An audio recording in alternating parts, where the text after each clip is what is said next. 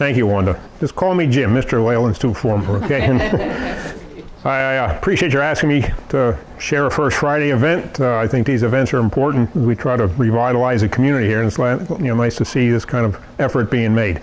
We're going to talk today about trolleys. Some of you may have seen me give this talk in the past. I know last I did it up here with the 150th anniversary. I was part of that on a Sunday over at the Legion.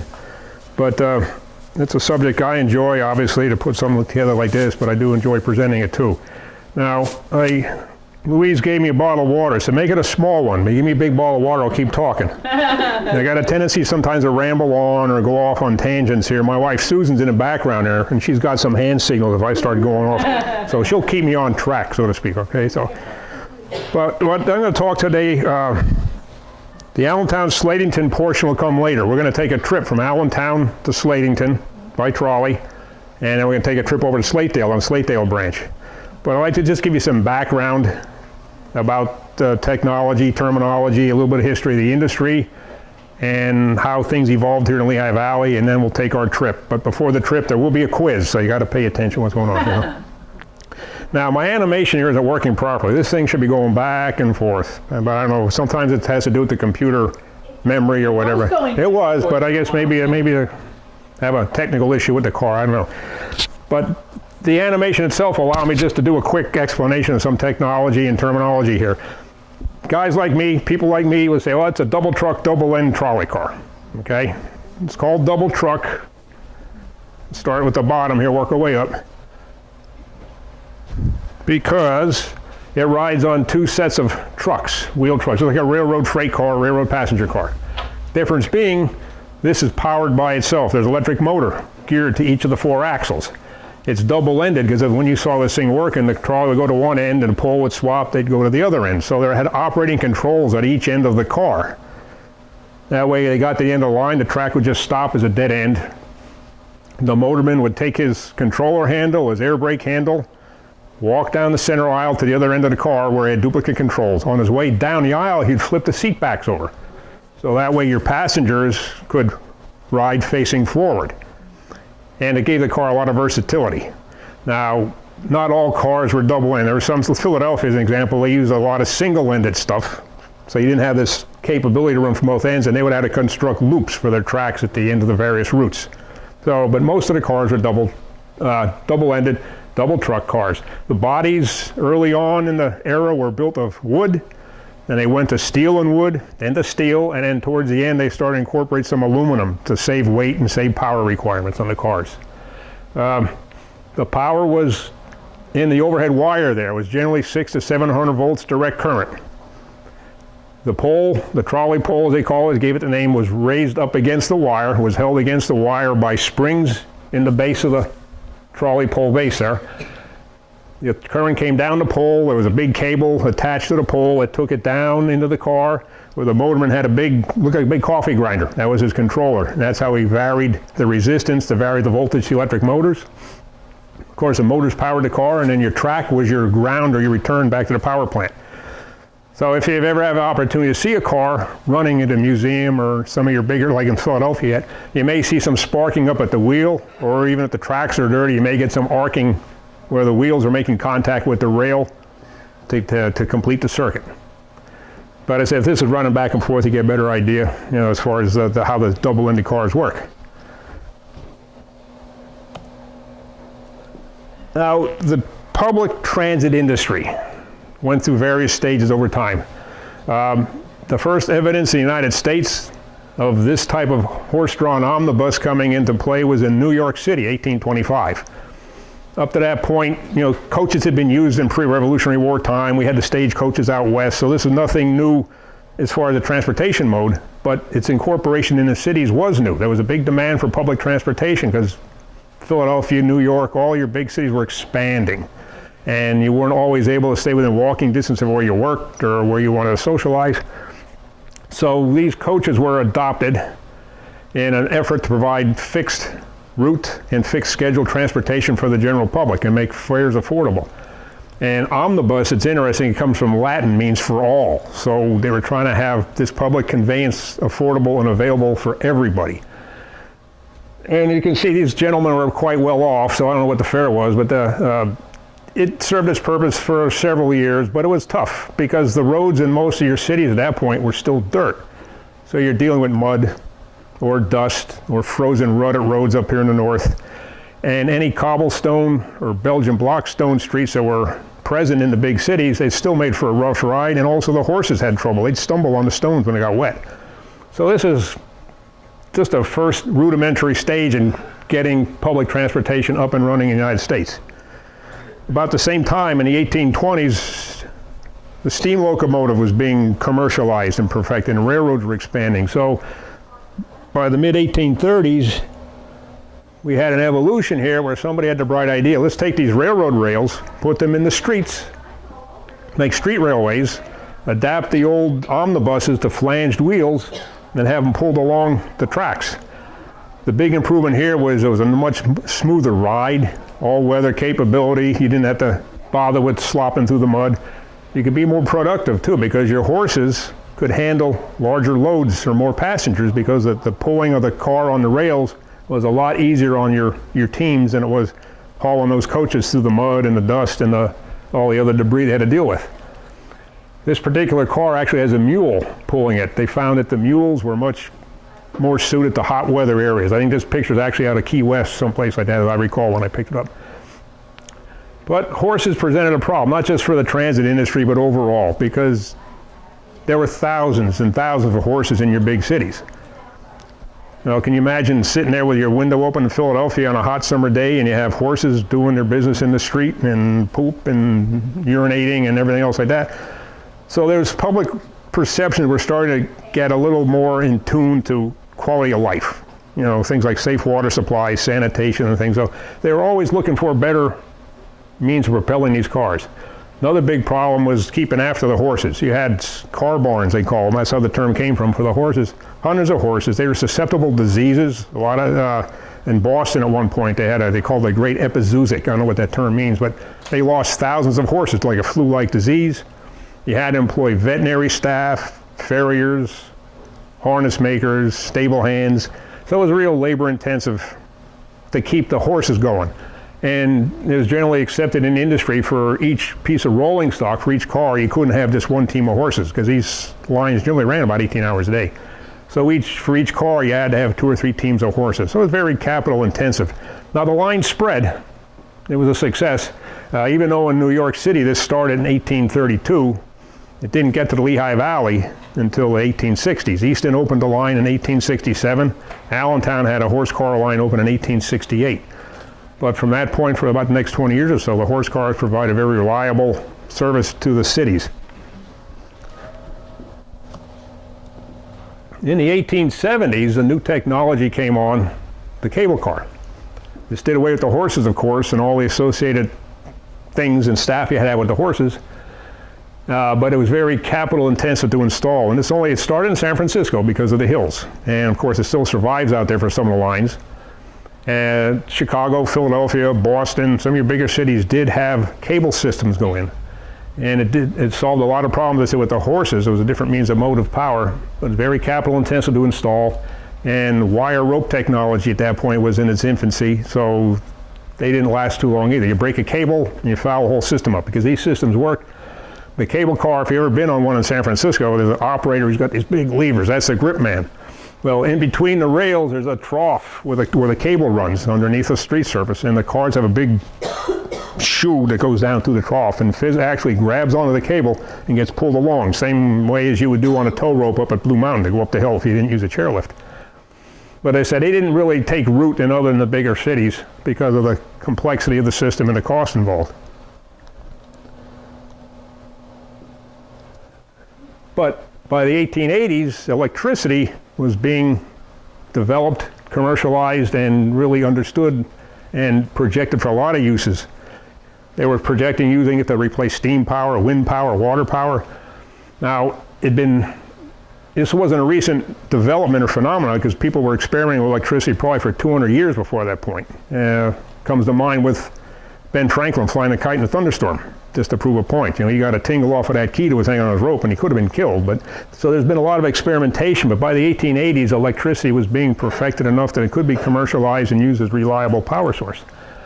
And one of the first applications was replacing the horses, getting rid of the cable systems, and coming up with electrically powered streetcars or trolley cars.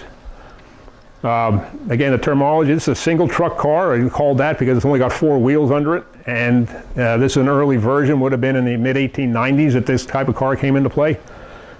This is a local picture of Slate Belt. That was a line that ran from Nazareth to Bangor, the Slate Belt Electric Railway Company. But this is a good example of a single truck car. But cars grew bigger and longer and became more reliable. And again, this is a Slate Belt car, very similar in architecture, but you can see it's longer, bigger double truck car. It's got the 2 sets of wheels, one on each end. They also developed a lot of off-peak traffic. The transit companies were looking to do more than supply daily commuter service. They were looking to generate weekend service, after-hour service. So in that, generally the first 20 years of the industry, from 1890s until just before World War I, a lot of the companies had these open cars. And they encouraged joyriding or going to the ball game or the amusement park. And you know, if it was a slow night and there was nothing good on cable, you could go out here and pay your nickel and go for a trolley ride. It gets your air, because there's no air conditioning or fans like that. They lasted maybe 20 years into the era, but especially up north here, you can only use these about 3 months out of the year. Then 9 months they sat back in the corner of the barn facility just gathering dust. So it didn't really pay to have these cars. So somebody came up with the broad idea of having a convertible car. It kind of gave you some open air capability, but in the bad weather, rain or snow or cold weather, you could pull. The sides actually went up into the roof, and you could roll them up on a hot day and just get the same effect as the dedicated open cars, but you could use this car for the full 12 months of the year. So you didn't tie up a lot of capital and stuff that wasn't making you any money, just sitting idle. So are there any questions at this point that I quickly ran through with the technology or the terminology or anything like that? Are you okay? Now, Allentown to Slatington was originally chartered as the Allentown to Slatington Street Railway Company. It opened late October in 1900. It was a big deal here in town. I'm going to read briefly a little further in a couple of little articles that I found in the Morning Call and also the Slatington News. But people really anticipated this new technology coming to town. It wasn't quite as big a deal in the big cities because they've been exposed to this evolution of the omnibus and the horse car and the electric cars. But generally, when these came to town, it was the transportation, the mobility to get out of town. Also, it brought electric power to your community, which, of course, had other uses. And the trolleys generally were the first source of electricity. When they were taking root in the 1890s, electricity wasn't very widespread, so the companies had to build their own generating stations, transmission systems, distribution systems. But they had a lot of excess capacity because they theoretically had to have enough power there to start every car on the schedule at the same time. So they started branching off. People wanted, can you run wire to my house for lights, and other commercial applications for motors and things like that. So over time, a lot of the trolley companies, the transportation operation became dwarfed by just the power generation capabilities and selling power to other customers. In the case of Lehigh Valley Transit, somewhere about 1925 or 26, they had their own system intact, but they sold their system to PP&L and became a customer of PP&L. So they didn't have to worry about this generation and transmission infrastructure of the electricity. Now this is a picture of a timetable from 1910. I have some reproductions here if anybody would be interested. They're compliments of the Historical Society. A little story about this, and I promise, Susan, I won't go too far off with this tangent here. I was at a train show, railroad show down at Deer High School probably 15 years ago. And I just go to browse around. And I was getting ready to leave, and I went over in the cafeteria over in the corner where they had a little sub-display set up. I'm scrounging through some stuff. There's a guy from Brooklyn, New York. And I see the Liberty Bell symbol and Lehigh Valley Transit Company. Whoa.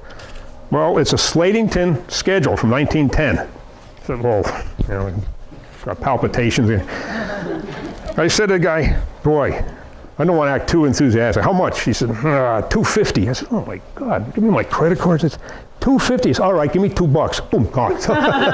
Got it. And a friend of mine who used to work at a printing company in Allentown, I told him about it. Hey, give me the schedule. And he took it to work, and the original I have in an acid-free sleeve at home, but I have some reproductions here if anybody's interested. And what's interesting here, it lists all the stops from Slatington to Allentown, the terminology, and where like Casey's Crossing, everybody sees ABR and there's water tower over there. That's listed in here. So this is very interesting. And I said, if anybody's like a copy, I got some up here. Now this map, again, trolleys are pretty much forgotten or even unknown by a lot of people because it's been such a period of time since they actually passed out of existence in most of the areas. There's been a slight resurgence in some of your bigger cities. They're putting in what they call LRV lines, light rail vehicles. So there's a bit of a resurgence in your big cities, but nothing like it used to be. And I don't know if you can follow me with this. I want to get the laser printer going, or the blinker. This is Allentown, Bethlehem, and Easton. And all these dark lines are trolley lines of the Lehigh Valley Transit Company. And they also show lines of smaller companies in the area that connected with LVT. You can see here, you got Allentown. Well, there's your line up to Slatington to Slatedale. They show the Blue Ridge traction, which ran from Danielsville in the Walnutport. LVT had lines to Macungie. They had 2 lines into Philadelphia, the original line to Chestnut Hill, and then the newer Liberty Bell line that went over to 69th Street. Richland Town, Hellertown. You had 2 lines between Allentown and Bethlehem, 2 lines between Bethlehem and Easton. You had a line came up from Doylestown into Easton. Nazareth itself was a hub. You had 5 lines coming in Nazareth. LVT had 2 lines, and there was a line to Bath. You had the Slate Belt, which I mentioned, which went up to Bangor. Northampton Traction came out of Easton, went to Nazareth, and also to Bangor. And they connected with the Bangor and Portland, which took you to Portland, where you could get a trolley and go to the Delaware Water Gap, where a lot of people vacationed. And you could even go up to the Danbury Depot in East Stroudsburg. So for a period of time, you could conceivably get a trolley from the depot in East Stroudsburg and ride all the way to 69th Street Terminal in Philadelphia. So it was a very extensive system in its day. And it provided, as I said, you brought a lot of smaller communities and rural farmers. It gave them a lot of mobility they didn't have up to that point, because there were people back in the day before any kind of transportation came around, their whole life they may not get more than 5 miles from their farm because it was so arduous to get out there. Oh, you had to walk or take a horse, or a horse and buggy, or a horse and wagon. But this is one of the first steps in our evolution to a more mobile society, which we all now, with all the cars outside, we've gone to that point. So as I said, back in the day, it brought people mobility. It also laid the groundwork for the expansion of our cities along the rail lines that encouraged development of businesses and residential areas. And it also was the foundation of our electric power grid, because they had to supply their own power. And this evolved over time into what we have today is our big power network supplying everything electric in our homes. These are just a couple items I've been able to pick up at some of these train shows. It's a transfer and ticket for Allentown, or Lehigh Valley Transit Company, but Allentown to Slatington, and the conductor's checks. A couple of the stops are listed over there on the conductor's check. You see Neffsville, which is now Neffs, and of course Slatington. These are hat badges that the operators wore, part of their uniform. In the early days, you had a 2-man crew. You had the motorman who operated the car and the conductor who collected the fares. Over time, as costs become tighter and they had to increase productivity, stay in business, they combined the conductor and the motorman into an operator, which is the same as your bus driver today. But these badges are from the early part of the history. Up here you see it's Allentown and Slatington. This is the car, the type of car that ran for 31 years between Allentown and Slatington. It was built by the St. Louis Car Company. I got a little kind of, not a model, but a little toy here that's very much the same architecture. You can take a look at that if you'd like. Even the color. These cars, when they went into service, were a dark green with a gold yellow top and red trim on the doors and windows. But this is about as close as I could find just to illustrate what they look like. These cars, some of them ran 40 years. They were so robust and reliable Very simple devices really compared to an automobile or a truck. It's just your DC motors. Your controls were simple. It's a double-end car, pole at each end, coal stove inside for the wintertime.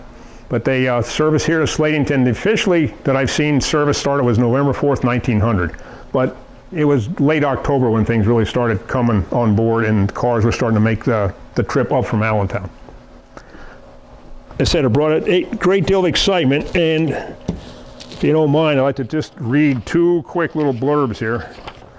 This is from the Slatington News, October 27th, 1900. For several weeks past, reports have been circulated that the Allentown-Slatington trolley would be running, and the crowds of people turned out nightly to watch the appearance of a car, only to return home disappointed, but not discouraged, and returning again the following evening. Kept on watching until their eagerness had been worked up to a high pitch of excitement. But not until Wednesday afternoon, about 5 o'clock, did the much longed-for trolley come tearing down Main Street, bringing joy to the hearts of hundreds of curiosity seekers who had gathered upon the scene. It was a big deal. I mean, the riding style is a little flourishy too, but the car was run by officials of the road. Several trips were made up to the top of School Hill, which I assume is up here at Union Cemetery. No, it's actually, That's because that was a big hill going this direction, but I never heard of School Hill before. With full car to show our citizens the ease of its movements and perfection of its air brake system. The cars are large and commodious with a seating capacity of 48, 2 rows of seats, each seat to accommodate 2 persons, and an aisle down the center. At 7 o'clock in the evening, a carload of Democrats of town left for Levan's to attend a Democratic meeting which was held at that place. Now the CVS south of Snecksville, that's where Levan's Road comes in 309. There was a little community down there. There was even a racetrack, a horse racing track up where the housing development is. And there was a junction there because there was another line that went to Egypt from there. We'll get into that a little bit later. Cars will run on scheduled time all day Thursday. In the evening, throngs of people hem both sides of the street to watch their arrival and departure. Every trip made during the evening found the cars packed to their utmost capacity. So it was a big deal. Now this one is from the Morning Call, October 31st. And I guess things get a little rough and tumble when these things came around. The cars from Slatington to Neffs have been packed full since the opening of the route. On Saturday and Sunday evenings, the cars came to Neffs at a late hour and still crowded. Sometimes as many as 200 were promenading to and fro through the beautiful little village of Neffs to pass the time till the arrival of the cars. When the cars did come, it was a ludicrous sight to see those who were leaving the car obstructing the way for those who, in haste, wanted to enter for fear of not getting home. During the excited period, the babies cried, the ladies screamed, and some brutes cursed, while the Neffsvillians, who were attracted by the excitement and enjoyed it immensely, stood there with their hands in their pockets and laughed to their heart's content. Sometimes as many as 160 to 170 people were packed on a double truck car. The last car for Slatington came too late on Saturday night, and many, both male and female, as well as honeymooners, had to walk from Friedensville to Slatington. So, I mean, this is some interesting observation from the newspaper there, and as I said, the writing style is a little florid too, but this shows you the anticipation that people had for this new technology, new mode of transportation. And in its day, it was quite the thing to have here come to our community. Now we're going to start our journey. Now we're showing 8th and Hamilton Street here, but if you look at this schedule, it mentions 6th and Hamilton Street. Well, when the line was opened in 1900, the center of LVT's operations was 6th and Hamilton Street in Allentown. A little bit of background there. In April of 1891, Allentown stopped running horse cars. The Allentown Passenger Railway Company, which was the horse car company, decided they're going to take the big leap and electrify the system. So they stopped all lines in April. By July 1st, they had converted everything over to electricity, built a small generating plant, got some cars, strung the wire, readjusted some of the routes, and they started running in 1891. Now this was a growth industry, new technology at the time, and it got the same kind of fervor you see today, or we've seen with the dot-com companies and internet providers and cell phone companies. So a lot of people were jumping in here looking to make money. A lot of over projection was made on lines that shouldn't have built to begin with, that never panned out.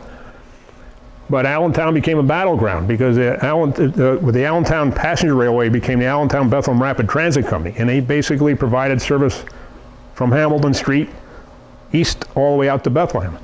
Well, in 1892, a gentleman named Al Johnson came into town. This guy was in his mid-30s, but he came from a family who was steeped in transit work in Cleveland, Ohio. And I found out recently that Al Johnson was also instrumental in getting Major League Baseball off the ground, too. Some of that was another sideline of his. So he was a pretty ambitious guy. But he and his investors and his backers saw Allentown as fertile ground for a big trolley system. So he came into town in 1892, and he started the Lehigh Valley Traction Company, and they were a direct competitor to the company that started the year before with the electrified service. And he built a competing line from Allentown up to Fullerton. He went to Bethlehem via South Allentown and Salisbury Township, but within about a year and a half, he bought controlling shares of his competitor, and he bought them out.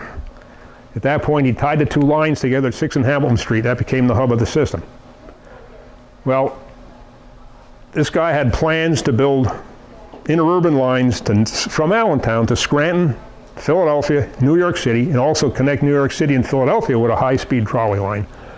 He built a lot more lines in Lehigh Valley. He bought out competitors. He leased lines. He was very, very ambitious, a very forward-thinking guy. And I think a lot of this stuff was carried on the force of his personality and not strong financial backing. Well, he died. 1901, he was 41 years old, he had a heart attack. He had a mansion in Brooklyn, New York on July 1st, a real hot day. I guess he had some ongoing heart issues, he just dropped dead. So that threw a lot of his plans, out the window. The system, the company struggled, and by 1905 they had to reorganize as the Lehigh Valley Transit Company. They did go on to complete the line to Philadelphia. As part of the reorganization, the people on the courthouse of the Lehigh Valley, or on the steps of the Lehigh Valley Courthouse that were bidding for the bankrupt properties, they bought the Allentown Slatington Street Railway Company with only a trackage-only system for $500,000. The businessmen taking over were a lot more prudent, but they included General Harry Trexler, so by his reputation, this guy was a pretty shrewd businessman. So he knew what he was doing getting involved with this. And somewhere along his tenure in there, I read that they rode from Allentown to Slatington on a private car, and they evaluated, and they turned down several offers to buy the Allentown Slatington system. They saw that much potential here to make money. But in 1905, the Allentown and Slatington Street Railway became officially a part of the Lehigh Valley Transit Company. Now, as I said, this shows 8th and Hamilton Street as the center of operations. The trolley business was so successful at LVT that they built the 8th Street Bridge. That bridge was built by Allentown Bridge Company. It was a subsidiary of the trolley company, and they wanted to expedite travel time for their Liberty Bell limited cars to Philadelphia, and also the lines to Emmaus and Macungie, rather than running down Lehigh Street Hill. So for $500,000, they built the bridge. And I'm always looking for trolley relics. Well, the 8th Street Bridge in Allentown, that is like the biggest trolley relic you're ever going to see, because that's what it was built for primarily. They charge tolls and cars go across it, but that's what that was built for. Now, Harry Trexler, I don't say the guy wasn't shady at all, but I think some of the business practices back in the day today would not be looked upon favorably, because he was also tied up with the Lehigh Portland Cement Company. Well, guess whose cement they used for the 8th Street Bridge? Harry Trexler Cement. But by November 1913, the 8th Street Bridge opened, and that made 8th and Hamilton Street the center of operations. So that's why I say we're starting our trip here, but if you look at the schedule, it says 6th and Hamilton Street. This would be our typical Slatington car in the foreground. The two cars in the back, right there and there, they're the big 800 series interurbans that were running the new series, or the new service to 69th Street Terminal in Philadelphia. That was the revamped Liberty Bell Limited. Those were big, heavy cars, were built out in Ohio by the Jewett Car Company. And that became such a worthwhile investment that local business people are calling the Liberty Bell route the Prosperity Trail.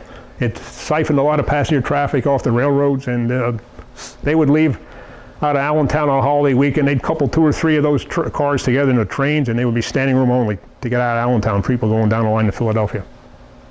But we're going to start our trip here at 8th and Hamilton Street. One quick aside for you too, and Susan's tired of hearing me talk about this, but every time we go out Route 248 to Easton, as you approach Easton, there's a place on your left-hand side. I don't know the name. They have precast concrete stuff for sale, garden ornaments. They have some old tractor trailer bodies in the field, but there's an old car body sitting up on pallets, and it looks like a railroad coach. But it's actually one of these 800 series interurbans that's pictured back here. car number 805, that ran to Philadelphia at 80 miles an hour with inlaid mahogany interior and stained glass windows. That survived. It went through several different owners trying to speculate on it and sell it at profit. And now it's just sitting out there. I'd be surprised to last another winter or two. It's not even worth saving. But if you're ever over that way and you want to see a remnant of trolley cars that ran in Allentown, take a look at that old crumbling green car over there. So kind of a shame, but that's the way it went. We would have gone out Hamilton Street, and you had two ways to get to the actual Slatington Division line. You could have gone up 12th Street to Gordon to 17th, but most of the cars ran out Hamilton Street to 17th Street and up to 17th to Chew. At 17th and Chew was a big intersection, and during Fair Week, this place was just choked with trolleys and people, because everybody was taking the trolleys to the fair. They would block 17th Street off from here down to Gordon Street, no automobile traffic at all, and we just lined up on both sets of tracks with trolley cars, people coming and going. Our trip to Slatington would take us off to the left here on the Chew Street. That was the actual start of the Slatington Division. LVT operated all their different grid in different divisions. There was the Allentown, Bethlehem Division, the Philadelphia Division, but the Slatington Division started right where the tracks curve off to the left. Now from here out to Greenewalds, I don't have any Slatington period pictures, but we're going to take it on newer cars because the line to Greenewalds stayed in business till 1952. We went out Chew Street and we turned up Albright Avenue along Greenwood Cemetery. The fairgrounds is off to our right. And made a beeline out Albright Avenue. It's kind of runs at an angle to the grid in west end of Allentown, but we follow Albright Avenue all the way out to 19th Street. And this is just having crossed Tillman Street. Most of the construction was single track, but every mile or two, usually a mile and a half to 2 miles, they had passing sightings. And the schedules were made to coincide with the cars kind of passing each other on the fly. The companies, and this is general practice in the industry, did not want to have the capital expense of double tracking everything. So they had as much single track running as they could, but they had this passing sightings constructed so you could pass one another going to opposite directions. And if you couldn't get your meet, if your partner wasn't there on time, you had to wait till they come through because the blocks were protected by signals too, just for safety's sake. Now we've gone out beyond 19th Street. We would have passed the Keystone Tavern. Today it's a sushi place out there. I don't know if you're familiar with it. I don't forget the name. It's got a big red sign. It's a sushi place. But the route came out Albright Avenue, turned onto Walbert Avenue, went out Huckleberry Road. Now off to the right today is the paddock, just to give you kind of a sense of where we're at here. Walbert Avenue goes off to the left, and we're going out straight on Huckleberry Road. The car turned across, and we're heading up towards Greenewalds. This building is not there, but there is still a Kratzer School, elementary school, out at this intersection yet in Greenewalds. Now, Slatington service was discontinued on June 30th, 1931, but they didn't tear the whole thing out. They cut it back to Greenewalds, which is a northwestern suburb of Allentown, kind of a bedroom community. And that service stayed in for another 21 years as the Greenewalds line of Lehigh Valley Transit. Now we're on actual Slatington line here. The line ran through Greenewalds and it went out along Minnick Road. This picture to me is wonderful because you can go to this spot today and other than a lot more trees, nothing has changed. The poles still run down the side of the road. You can even see the right-of-way is still apparent, the grading. Several years ago, PPL went in there and cut all the trees down, and it looks like you could run a bulldozer along and put track right down on it. It was so evident that the right-of-way was there yet. In the background, though, you have an interesting structure. This is not the best picture, but right here, you have a steam locomotive going across this bridge, spanning the valley over Jordan Creek. That bridge was constructed by the Allentown and Fogelsville Railroad. And the main purpose of that was to haul iron ore up to the Hockendakwa-Copley area to supply the anthracite iron furnaces. Up to that point, the iron ore was hauled in big wagons, almost like Conestoga wagons without the canvas tops. But you had numerous wagons every day, back and forth, traffic jams, they were tearing up the roads, you had the guys cracking the whips and the horses carrying on. So they needed a better way to get the iron ore up to the iron furnaces. And this was the reason for this bridge and the Conestoga-Fogelsville Railroad. they brought iron up from down the Macungie area, mine site down in that neck of the woods, and got it up, I said, to the iron furnaces, which were located along the Lehigh River in the Lehigh Coal and Navigation. This is an area you can still see. I said there's more trees here today, but the poles still run here. The station's gone, of course, and Trojan Station, workers for Trojan Powder Company could come out this way and get off the trolley and just walk out behind the barns, and that was the location of Trojan Powder Company. It was known as Troxell's Crossing, though, because this is the old road. Cedarville Road was the road that was in place before today's Cedar Crest Boulevard. About all that's left here today, this fence is still in. And if you go down this old road, the bridge is gone, the tracks are gone, but the fence is there and the house is still there. But this is the road that went north before Cedar Crest Boulevard. Again, you can see a part of this iron bridge right here. Well, a story about that, it was opened in the mid-1850s. It was constructed of wrought iron because at that point steel had not really been commercialized. Well, wrought iron does not hold up over time the way steel does. It starts to fatigue and fracture. This bridge was in constant use. Well, up until just before World War I, they were faced with a dilemma. Either tear down the bridge and rebuild it, or we got to do something to strengthen it. Well, they decided to backfill the whole valley. The railroad did. They took fly ash and cinders and dirt, and it took them a couple of years, but they backfilled the whole valley just to cover the bridge. And that way now the bridge is, of course, not being run anymore. You're being run on a big mound of dirt.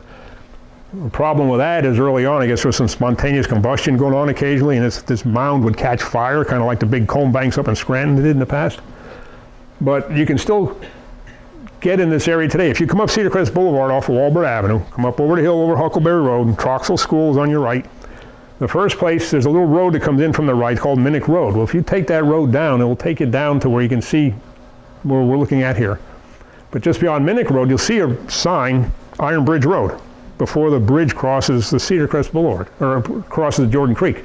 If you turn left on Iron Bridge Road, you're going to drive under this structure, but you don't see the structure anymore.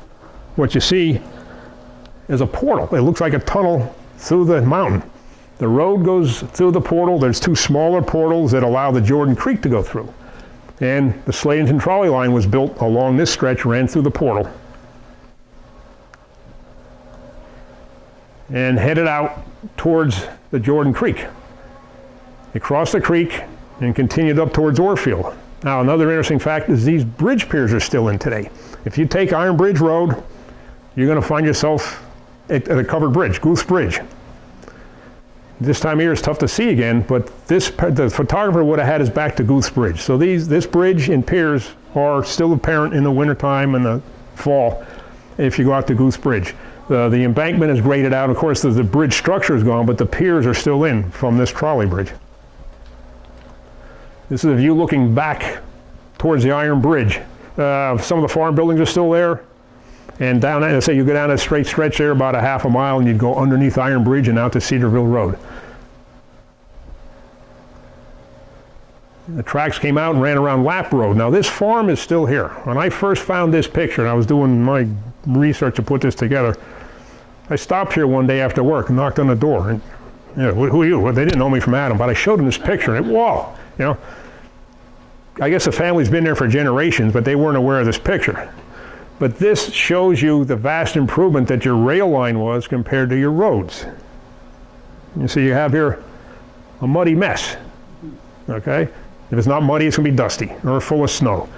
Right here, of course, you got your rail, nice, smooth, new track, new ties, new ballast, gliding along in a plush St. Louis car to Slatington. A lot better than banging around there on an old, maybe early car or taking a horse and wagon up there. Is that rail line still there? No. But what's interesting, again, is because of the power requirements and PPL buying, or LVT selling the power end of the business to PPL before they went out of business, when they abandoned the trolley lines, they took up the tracks, and this wire here, that's your 600 volts for the trolley. But they also had to have 25,000 volts AC to supply substations along the line, because DC doesn't transmit very far. It's too much of a voltage drop. So they would transmit AC up along the line and then we'll see two substations here, which converted the AC high voltage to low voltage DC. Anyway, when the trolley went out of business, they tore up the tracks, they tore this part up, but they kept the poles. And PPL maintained that right away. So if you go down here to Goose Bridge, the pole line goes across the field too. And there's other instances here where you kind of, I'll point one out a little bit later on in the show here, and you scratch your head, why do the poles go that way? But that's why, because PPL kept that right away to this day when they took it over from the trolley company. When it came up Lap Road, and then it made a turn into the woods, and it came out onto Orfield Road, and came west on Orfield Road, past Coffeetown Road, and approached Seegersville or Orfield, on both names. And it cut on an angle towards what we know today as Route 309. Now this is another passing sighting, Seeger's sighting. If you know where Paul's hardware store is in Orfield, he was on if you go in his parking lot, there's a set of cement piers there. Well, those piers were part of the Seegersville branch of the Ironton Railroad. But Paul's hardware would be right down over here across the road, just to give you kind of an idea where we're at. There's another view of the siding. A lot of snow down. We're going to see this car further up the line here.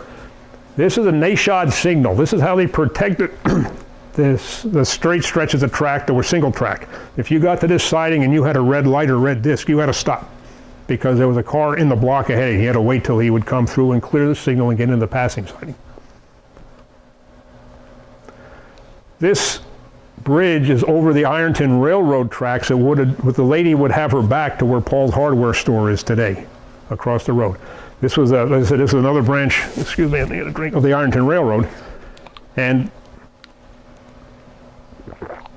this site here where she is standing is actually a building there now, kind of a gray building. It had been a body shop. I don't think there's anything in there right now, but it's right on Orfield Road. But that's where the railroad passed, and then the trolley went over the top of that. There's another shot right there. This is an Allentown bound car. It's interesting the priority that the transit company gave. If a Slatington car got to a siding early, they had to wait. Priority was given to the Allentown cars. I guess they wanted to get everybody to Allentown and get them, get the fare and get them to town, and they didn't care when you got back to Slatington apparently. But the Allentown bound cars were given a priority. Now this is the Seegersville substation. This building is still here today. Now it's totally enveloped by Wagner's Auto Body. If you go down 309, before you get to the stoplight there at Orfield Road, on the left-hand side, you can see Wagner's Auto Body. Well, that building is inside, and if you want to go in there, he'll show it to you. He knows about this. I've given him pictures. He's a nice guy. But over time, he expanded, and it's unrecognizable now, but it's totally enclosed in the new additions and things he's put on. But if you do take notice when you're looking at that, the building is it's off to the side of the road on an angle. Well, that's where your track ran down that way, and the telephone poles come up in front of it too. So it's another indication that the trolley line did run there. But that building is still there. You just have to go talk to Mr. Wagner. Is that 309? Well, 309 would be behind us here. Yep, behind us. And down below would be Coffeetown Road. I'm sorry, Orfield Road. But the photographer here would have had his back towards 309. This is Slatington Pike back in the day. Now this building is still here. It's a residence now, except the steeple's gone. And this is Slatington Pike, and there's your trolley line. Well, today Route 309 is pretty much over here, and this building is on the other side of the highway from Wagner's Auto Body, just a short distance up. It's still distinctively there. I think they have a newer, like a pole building or something outside of it too, but it's still there. There's a bit of a shelf here that people park their cars on, a little bit raised up above today's 309. That's the remnants of this older highway right here. But this building is still here. It was a schoolhouse, but I said the steeple is gone. But other than that, it still has the same stone coating on it. And this is a typical way that your rural trolley lines ran. They ran along the side of the road, not in the road like they did in the cities. And as long as they could either get permission from property owners or buy the land they needed, they would stay on one side of the road. And you can see here the infrastructure, the big poles. So I said you have your 600 volt trolley wire here, you got your telephone wire, your signal wire, you have your high tension lines. And again, this is one of the reasons why a lot of this right of way is still apparent today as a vestige of the system from when PP&L bought it. This was a battery substation. This building was actually still in existence, maybe 30 years ago. It's up near the, it would have been up near where the Hess station is, so it's now a Speedwell or Speedway gas station with a Dunkin' Donut beside and all other business. You can still see there's a couple trees here on an angle which match the angle of the building, but they use this substation before the substation at Wagner's Auto Body just to boost power for the 600 volt power line up over the, coming up here through the countryside. Here we're in Schnecksville, and you can see not quite as busy it is today on Route 309.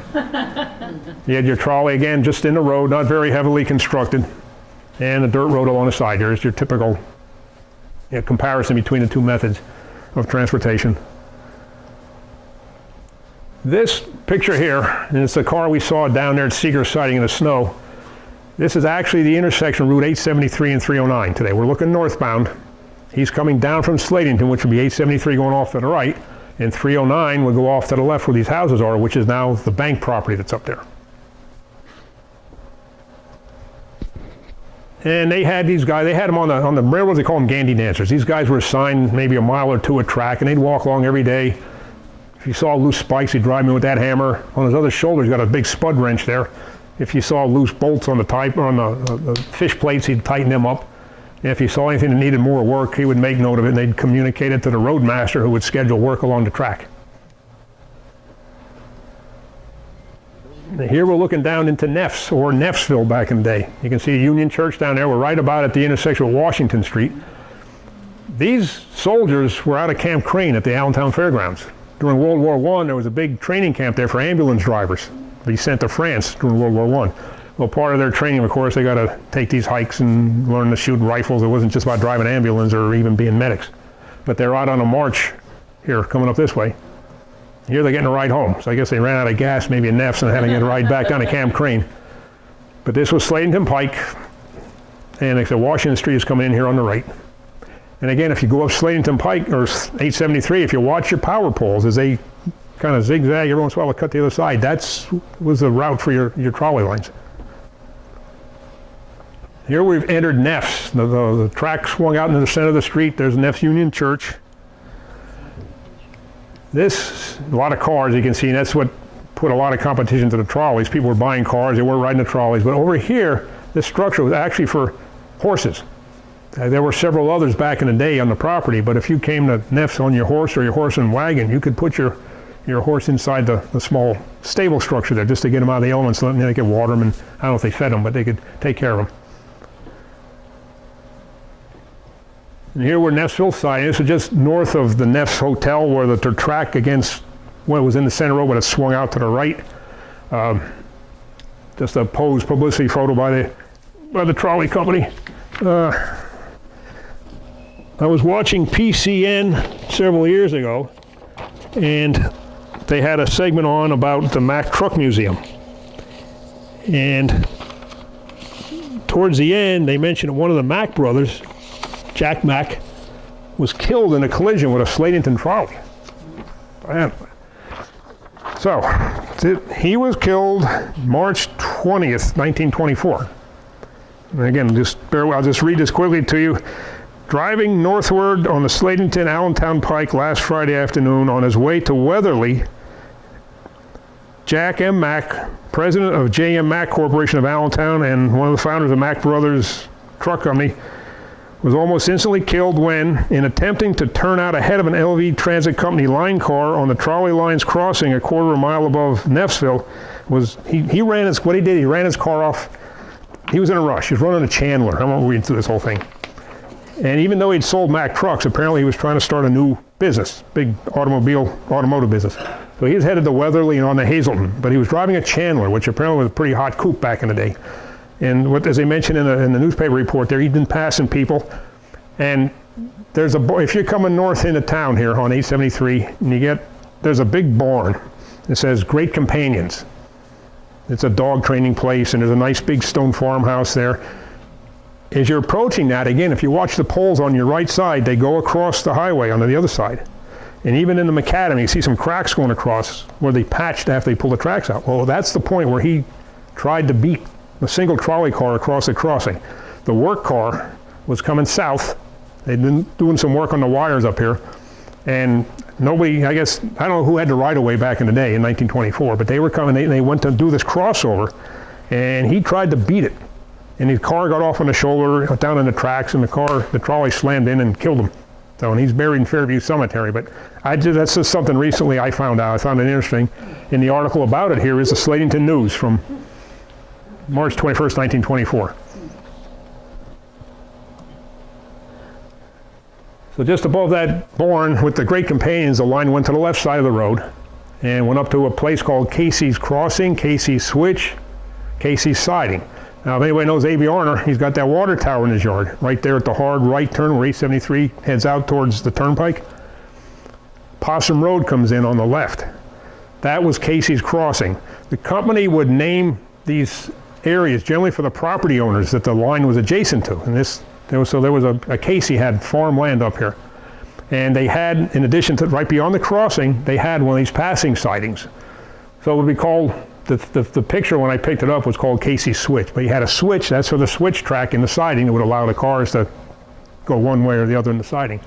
But that's the reason A.B. Arner's got that water tower. There's no steam train up there, but he put it up there and he called it Casey's Crossing, and that's listed in the schedule here as a stop on the line.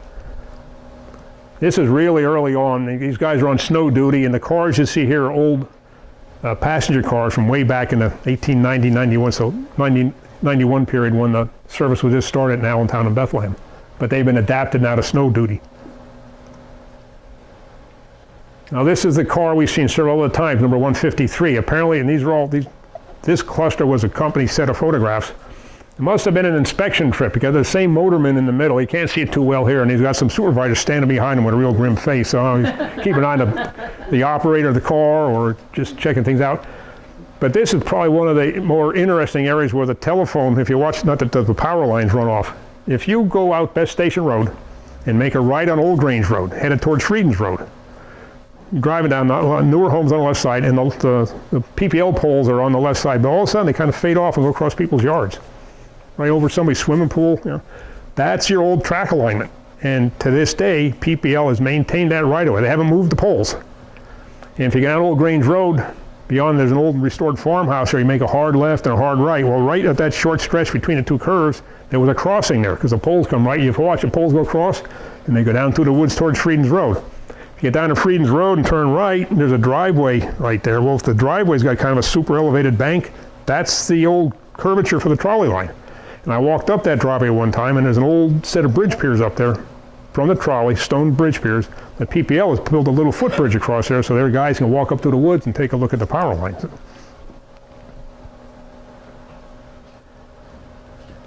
Now the line originally came out Frieden's Road to what is now 873 again.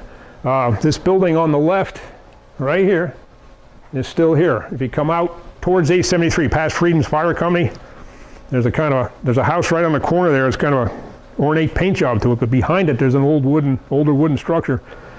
That's still here. I mean, that's what's in the picture. The line originally came out Frieden's Road and made a hard left up the hill.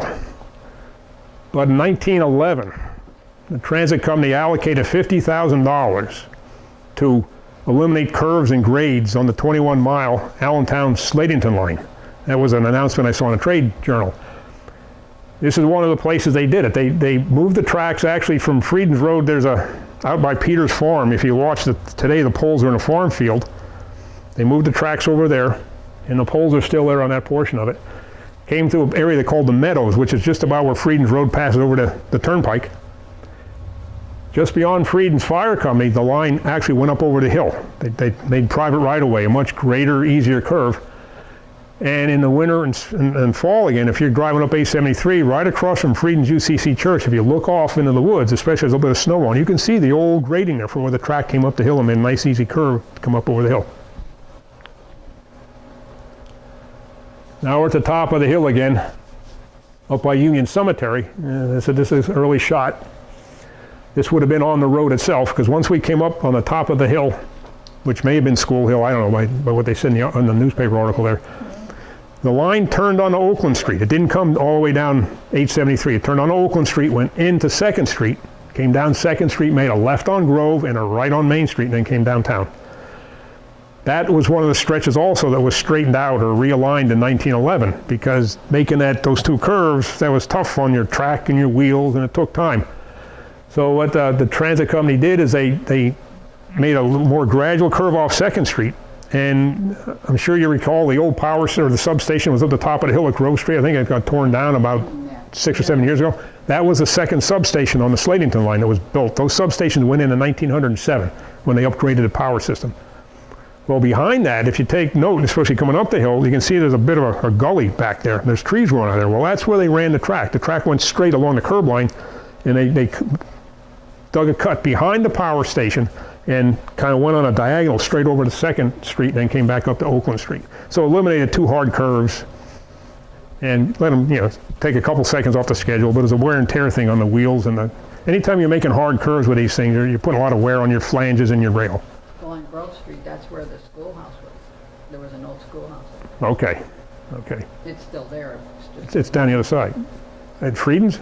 No, on Grove Street. Oh, okay. Up at Victory Park, instead of going down Lehigh, it goes Okay. to the.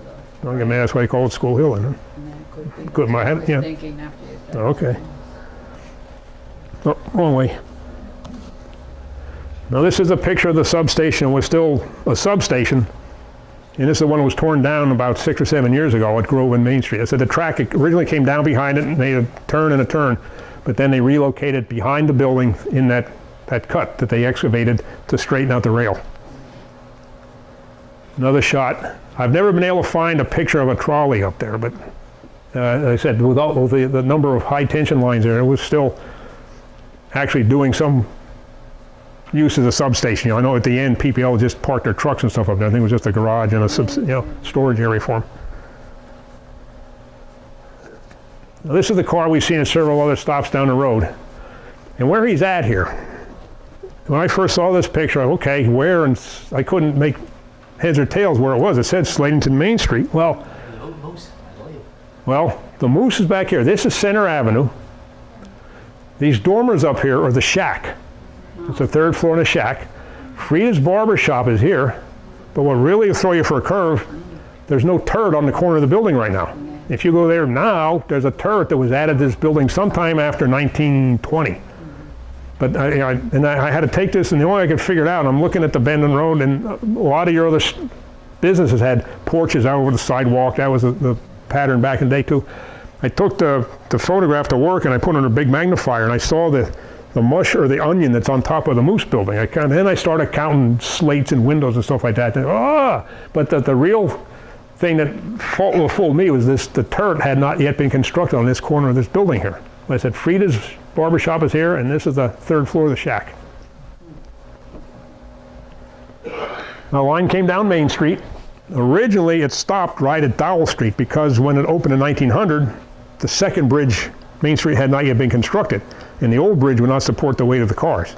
So the line terminated right at Dowell and Main Street until the new bridge opened, at which time they extended the line down to Railroad Street to give easy access to the Lehigh Valley Railroad Station where the trailhead is today. And I say you can see the Presbyterian Church there in the background where the high-rise is now.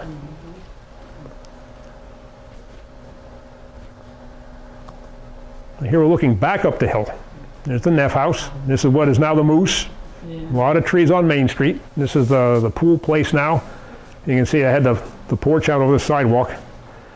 And I mean, I got asked today, people go, what the heck is that? That's a street light. Old style electric arc light. What they had is 2 carbon rods would come down in there, and they give it a current, and it would throw an arc like a spark plug or a welding rod. And that arc would light up the street, but it would burn down over a certain amount of time. The carbon arc would burn, so you had to be able to lower this thing down. So it was on a cable. They could lower this thing down, put in new arc or new rods, and put it back up. But that's an early form of street lighting. Here we're coming up the new bridge back in the day. I said they didn't go down this far before this bridge was put in place.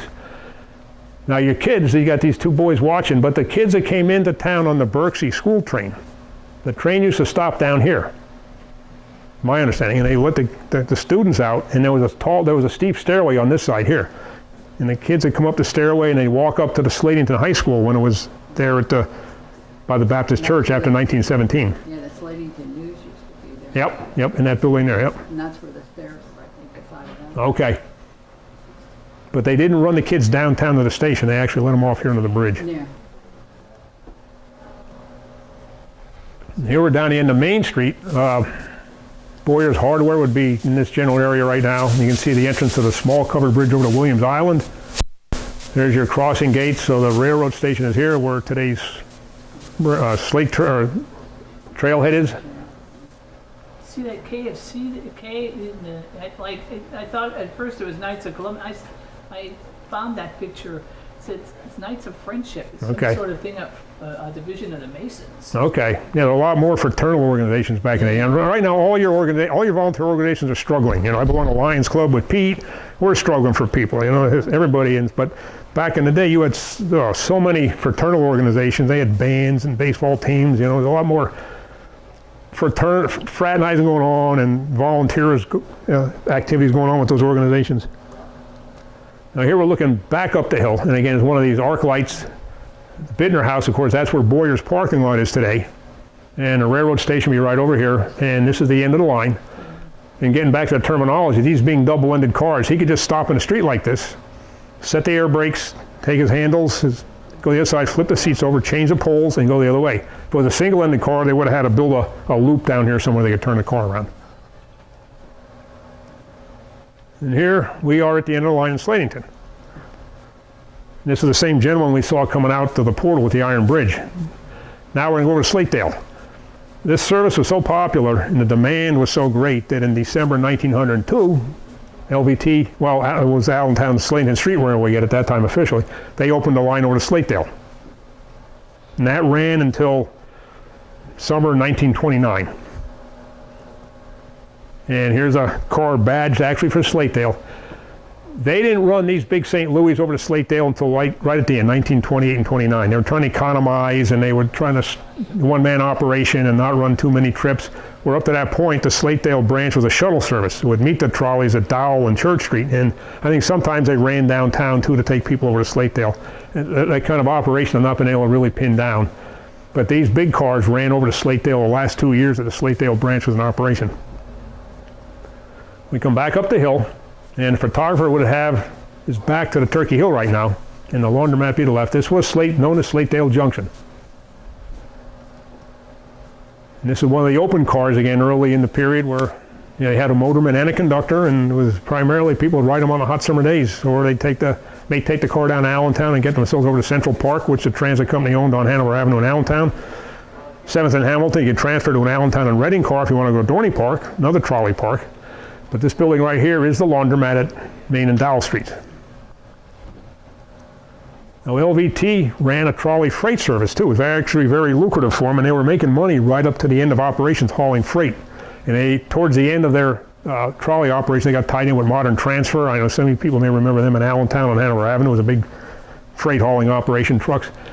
But this is on Dowell Street, and this building is right where the building is. I think it's Brian Beer's Gutters. It used to be the Nova Garage. I think it was a gas station at one point, but that's about the location of this freight house here. And this is a dedicated freight car. And back in the day, it wasn't UPS or FedEx, but they offered very quick service. You could ship out of Slatington and have stuff in Easton or even Philadelphia by the late the following day. They made a good effort to move goods.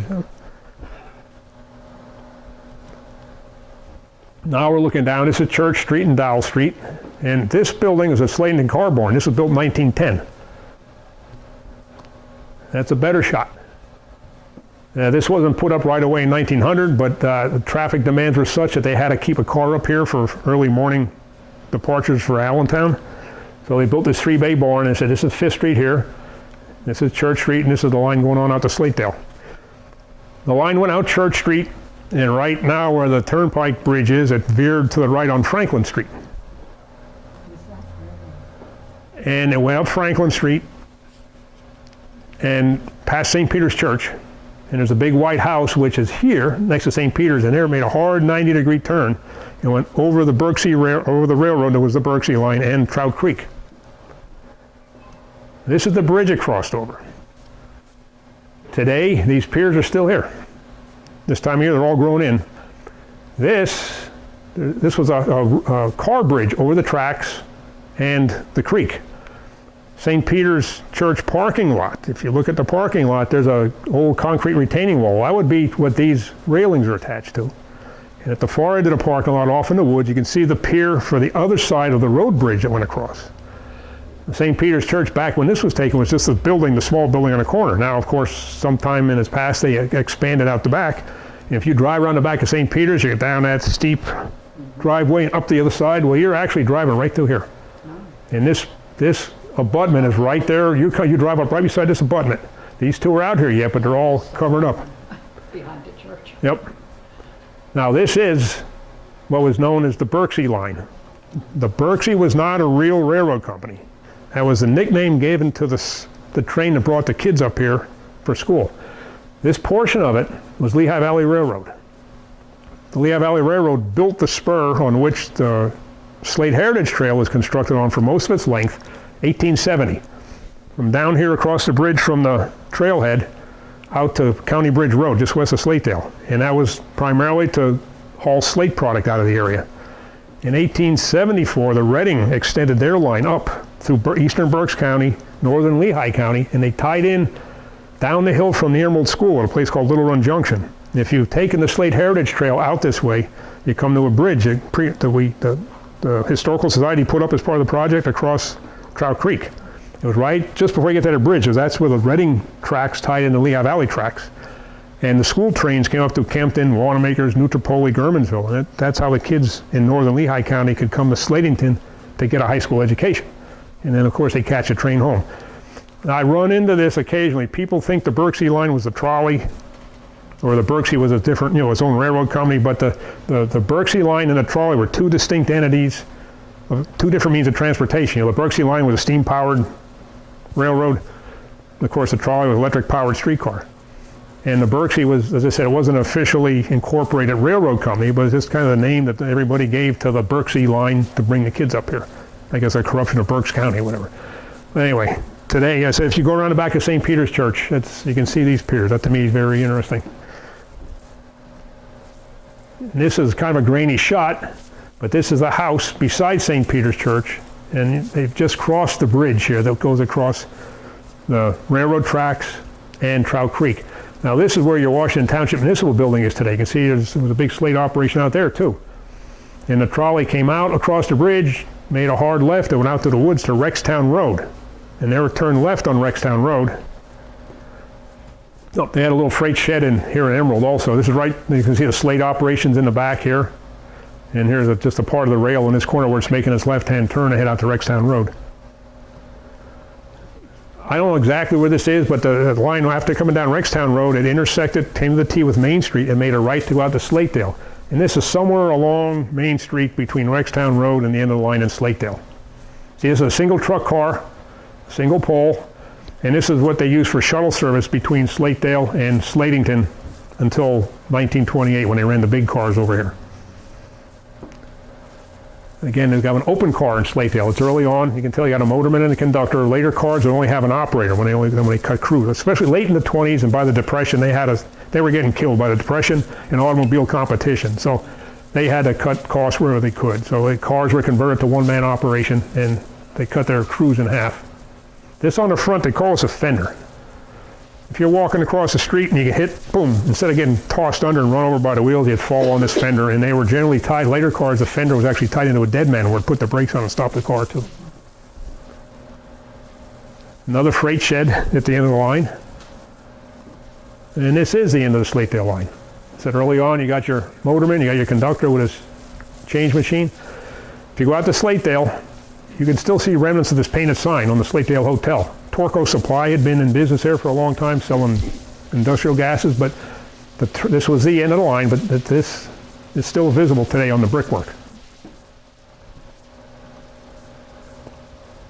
Now this line car, this is similar to what Jack Mack crashed into down on Slatington Pike. It wasn't a passenger car, it was a work car. And if anybody recalls, I think back 20 years ago, it was the community center put out a videotape that they got from the Van Norman family. And the Van Norman family had taken pictures around the area in the 20s and the 60s. And they transferred these onto a VHS tape, and were selling it to help raise funds for the community center. Right at the end of that, if you ever watch it, usually it's a lot of people. You got the whole churches, and you got the kids shooting baskets and stuff like that, but they show a fire uptown at one point. Well, they show one shot where they're driving hogs up the Main Street Bridge. I guess they unloaded them somewhere down there on the train, and I think there was a slaughterhouse up this way that they were driving the hogs to.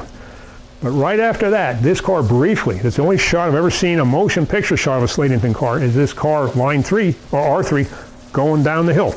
And one of the guys on, he waves at the camera, but it's just a very brief shot of this car going down the hill. And this is just acknowledgments. I did this a while back, but my wife Susan's been very indulgent too and helping me out with stuff. And even last week we drove a lot of the route coming back so I could refresh my memory from my monologue. But there's some excellent books out there that were written by this gentleman, Randolph Culp. His father was a motorman for the transit company for 40-some years. Randy worked at Bethlehem Steel for his whole career, but the Lehigh Valley chapter of the National Railway Historical Society has put together a number of publications. I think I saw some back here. Maryland has one of them. Yep. Excellent sources of pictures and information.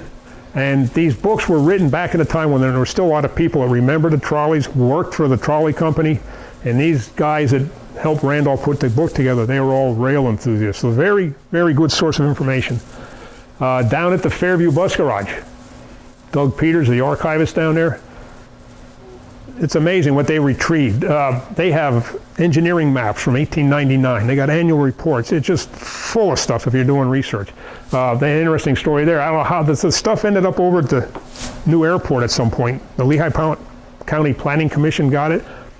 And Doug and another friend of his, Dave Biles, who were big into this, they got a call late one night from one of the people, hey, you may want to come look at this. We're going to throw this stuff out. Well, it's all of these maps. And they got a room full, fill this room easily with the stuff they got.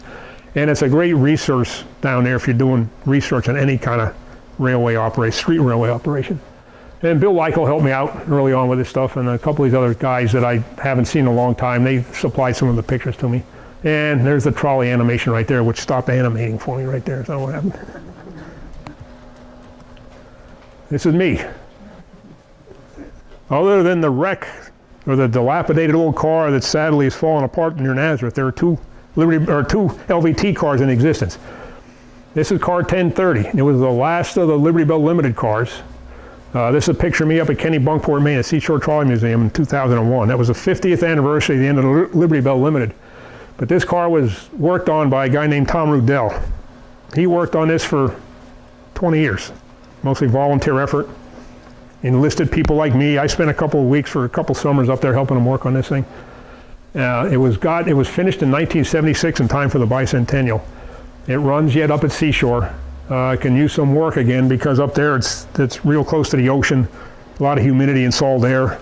But this was the last generation of interurban car that ran from 8th and Hamilton Street to 69th Street in Philadelphia.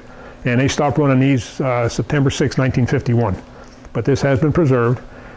There's another one that doesn't run. It's a static display. It's it's the sister car of the one in Nazareth. Number 801 is the number. It's up at the Electric City Trolley Museum in Scranton. It's all restored. It doesn't run, but it's a great static display. That was a project that was being done 40 years ago in conjunction with the bicentennial too, but it never got to the ultimate goal. By a guy named Ed Blossom was spearheading that effort. If you want a real trolley ride, treat yourself. Go to Electric City. It's adjacent to Steamtown, but it's a whole different organization. You can do both museums at one time if you want to. But if you go to Electric City, you can go to the museum, or you can get a trolley ticket or combo ticket, very reasonably priced. And they run about a 3-mile trip from their facility, goes through the Steamtown site, goes out through a long tunnel, which was the longest interurban tunnel in the United States. It was part of the Laurel Line, which ran from Scranton to Wilkes-Barre, and it takes you up very close to Montage Stadium, where the rail riders play. But it's a great experience on a real trolley car, not one of these school buses that look like a trolley car. But 801 is on static display inside that building, so it's undercover, it's climate controlled, and it's a beautiful big green car with wooden inlaid mahogany interior and stained glass, and maybe someday it'll run, but they may not, but at least it's being preserved. Any questions? Hope I didn't drag it on too long for you here.